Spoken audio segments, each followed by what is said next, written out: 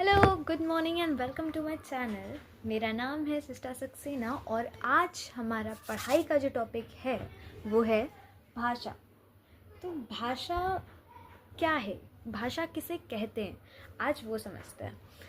जब आपने अपने बड़ों से कई बार सुना होगा कि ये भारत की भाषा है, ये तेलुगु भाषा है, ये पंजाब की भाषा है, ये पाकिस्तानी भाषा है या ये चाइना की भाषा है।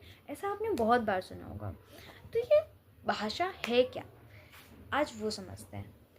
जब हम सुबह सुबह उठते हैं तो हमारी कान में कई सारी आवाज़ें पड़ती हैं, ठीक है। जैसे कि अलार्म की आवाज़, चिड़िया चहचहाने की आवाज़, कुकर की सीटी की आवाज़, डोरबेल की आवाज़, और एक आवाज़ और होती है जो हमें आँख खोलने पे मजबूर कर देती है। वो होती है माँ की आवाज़। जब माँ आवाज़ लगाती है कि बेटा उठ जाओ, तो यहाँ पे जब माँ ने आवाज़ लगाई कि बेटा उठ जाओ, ये भी एक आवाज़ है, ठीक है। पर यहाँ पे क्या जितनी भी आवाज़ों की हमने बात की, क्या ये सारी भाषा है? क्या जितनी भी आवाज़ें हमने सुनी वो क्या सब भाषा होती हैं? नहीं। और अगर सब भाषा नहीं होती हैं तो भाषा क्या होता है वो भी समझना ज़रूरी है। वही समझने के लिए हम यहाँ पे आए हैं।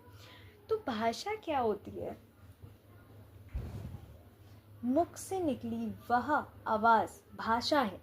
मुख से तो बहुत सारी आवाज़ें निकलती हैं, ठीक है। हम जैसे खांसते भी हैं, ठीक है, या कुत्ते बिल्ली, ये भी सब इनके भी मुख से आवाज़ें निकलती है। जैसे कुत्ते भौंक रहे हैं, चिड़िया चहचहा रही हैं, ये बहुत सारी आवाज़ें तो हैं। तो वो सभी आवाज़ें, पर जिसके भाव पूरी तरह समझ में आ सकें वो भाषा है। भाषा क्या है? जब हम अपनी बात बोलकर सामने वाले व्यक्ति को समझाते हैं और सामने वाला व्यक्ति हमारी बात को सुनकर समझता है, उस चीज़ को हम भाषा कहते हैं। उस आवाज़ को हम भाषा कहते हैं। जो हमने आवाज़ निकाली, अपने भावों को जब हम बोलकर किसी को समझाते हैं और वो सामने वाला व्यक्ति हमारी भावों को सुनकर समझता है कि हम क्या कहना चाह रहे हैं या हम क्या चाहते हैं, उसे हम भाषा कहते हैं, ठीक है।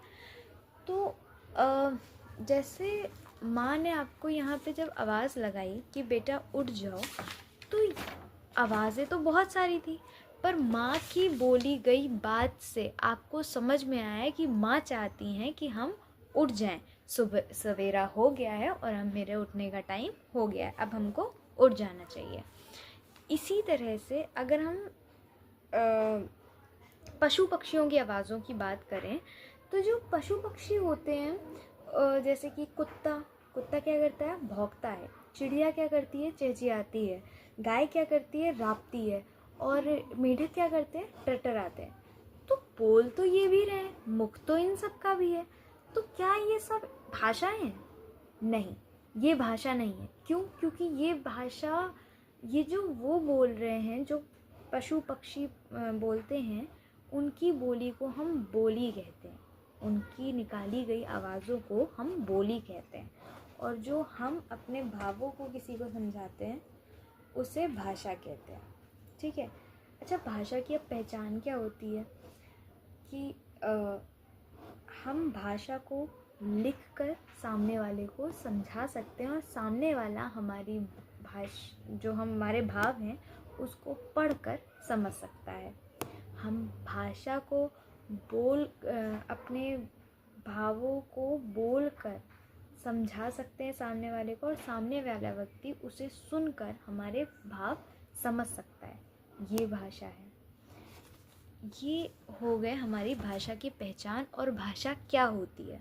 अगर फटाफट से हम रिकॉल करें तो जब हम अपने भावों को बोलकर किसी व्यक्ति को समझाते हैं उसे भाषा कहते हैं।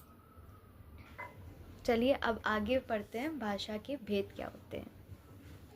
हाँ, तो भाषा के रूप कितने होते हैं? भाषा के दो रूप होते हैं, मौखिक रूप और लिखित रूप। मौखिक रूप क्या होता है? सुना और बोले जाने वाला रूप।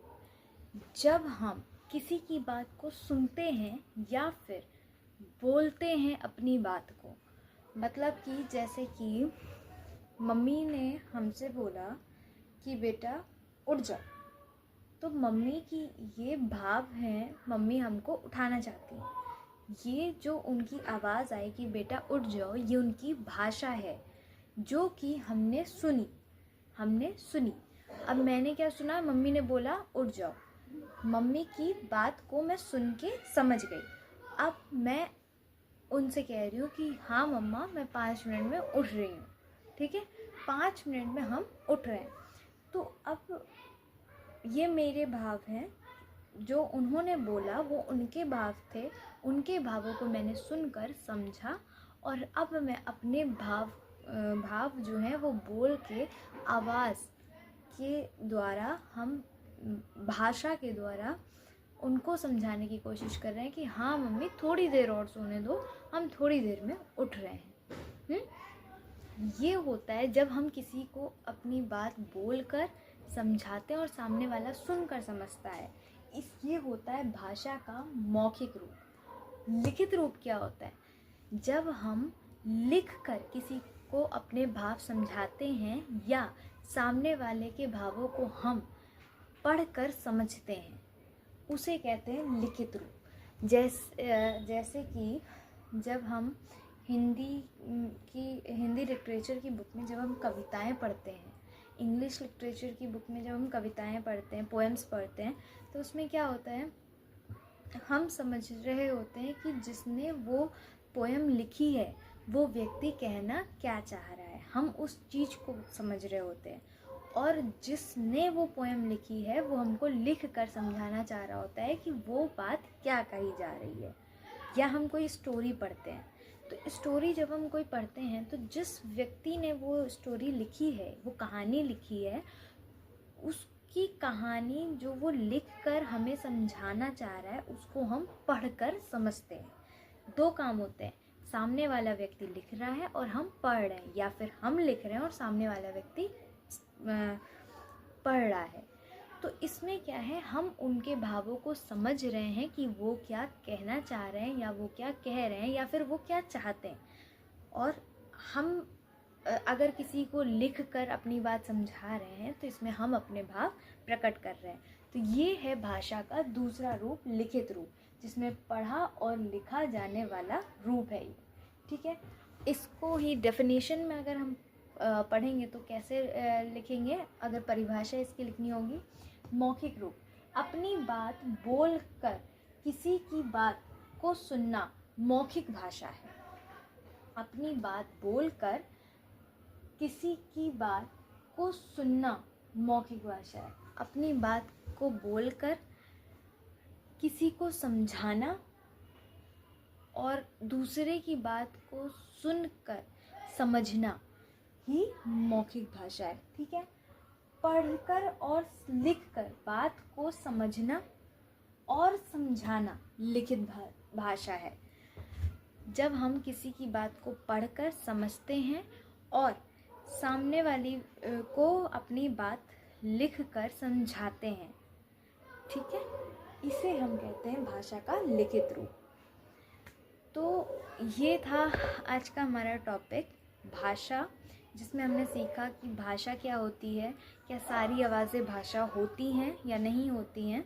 आप बताना कमेंट्स में कि क्या सारी भाषाएं, आपने क्या सीखा इससे, कि क्या सारी जितनी आवाज़ें हैं क्या सब भाषा होती हैं या नहीं, भाषा का परिभाषा क्या होती है, भाषा के भेद क्या होते हैं, और जो हमारे पशु पक्षी हैं उनकी आवाज़ों को हम क्या कहते हैं, और भाषा की पहचान क्या होती है। हमने ये सब सीखा आज की इस वीडियो में। So thank you for watching and please like, subscribe and comment and share the video. Thank you.